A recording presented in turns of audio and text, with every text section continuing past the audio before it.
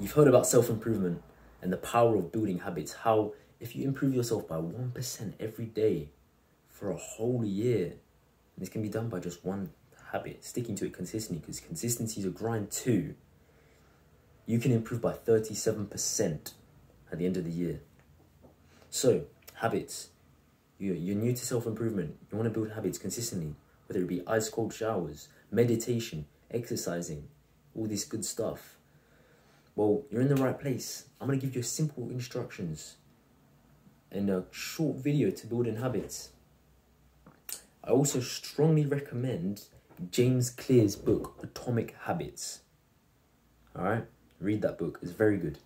Anyways, step 1 is to building a habit is to have a purpose.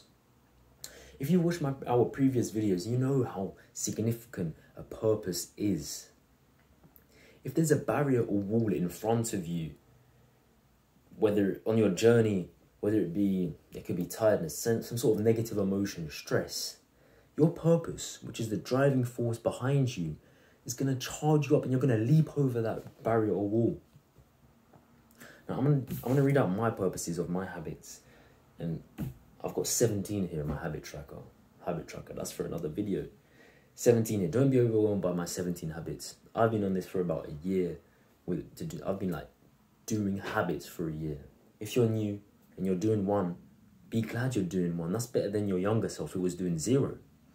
Alright, so waking up at 6 a.m. Well, this is just to build a consistent sleep and wake cycle. I'm going to be honest, I haven't stuck to it because, I mean, I'm off school and I believe it's better to wake up naturally, not to some non-GMO alarm. But yeah, it's good for building a consistent sleep schedule. 20 push-ups or squats straight after waking up. Build discipline, not muscle. Morning prayer. Connect with God. Be grateful. Tell him what you're grateful for. And yeah, ask him for a couple of things. Sleep journal. Keep track of the sleep. How's the sleep? Stay accountable. Morning meditation. Clear the mind. Build high attention span. And build composure. Morning stretch. Loosen up. Warm up for the day, sort of. Visualize. Prepare yourself mentally. Ice cold shower. Build grit. Recovery. Clear skin. Reading, deep work. Education. Build a high attention span. Piano. I love it. New skill, hobby. Journal, mental health. Organization. Accountability. Evening stretch, recovery. Winding down for the day to get better quality sleep. Evening prayer, connect with God, more gratitude. Read before sleep. This helps me sort of get me tired a bit more. Like I calm down more. It puts you out. It's like melatonin. I think that's it. Melatonin, yeah. If melatonin was like it just puts me out. And it's just nice to enjoy a story before you go to sleep. Bit of education too. Ready to sleep before 9 p.m. Get that consistent 9 hours. Still working towards it, but yeah, sleep is so good. You can't. It's the most important thing, like for recovery, for resting, so you can get back and grind the next day. No PMO, no porn, masturbation, or orgasming. Well, there's countless benefits, but the main ones are to save time and energy, along with high confidence, mental health, energy, all of that. No mindless scrolling. Keep that attention span high and not waste time. So those are my habits. Those are my purposes with my habits. Of course, very quickly, I could probably write a whole journal. Maybe not a journal, but like a lot of pages on the purposes of my habits and things that I do consistently. You can take them and you can use those purposes with your habits. Now, number 2 is to enjoy it. an integral part. It's an integral part as passion drives you forwards just as much as purpose. If you've been brainwashed into thinking self-improvement is a burden, it's a lonely journey, you need to eradicate those beliefs. It's essentially self-care, building happiness for your future self.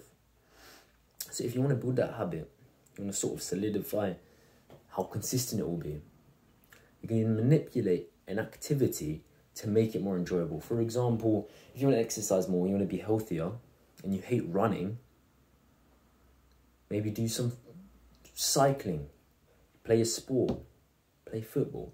If you don't really like one style of meditation, do another. I had a little problem with this. I wanted to do morning stretching, and I found some crap little routine on YouTube, 5 minutes. Bro, the routine had me stretching like feet on the floor, 180 degrees turn, hands up in the sky.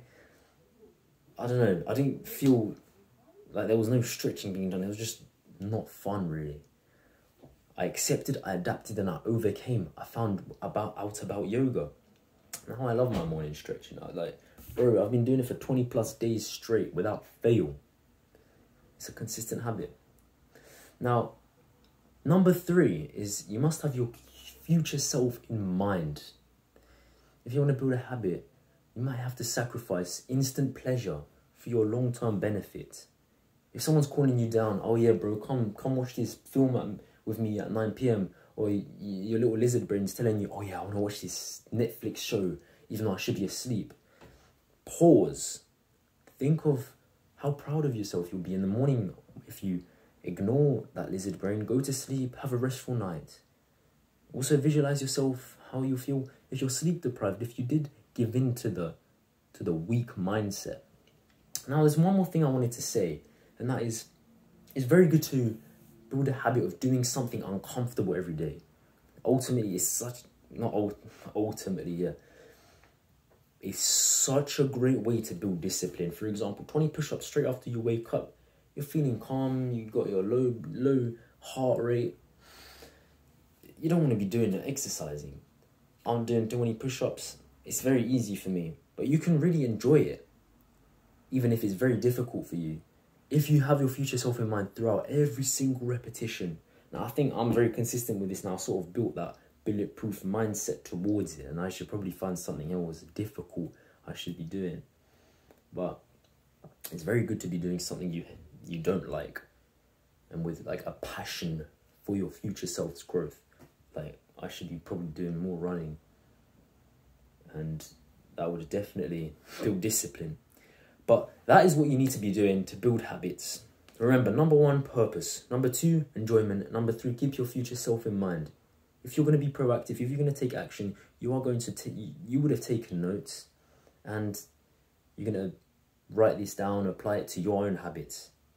Now, stick to those habits by accepting, adapting, and overcoming.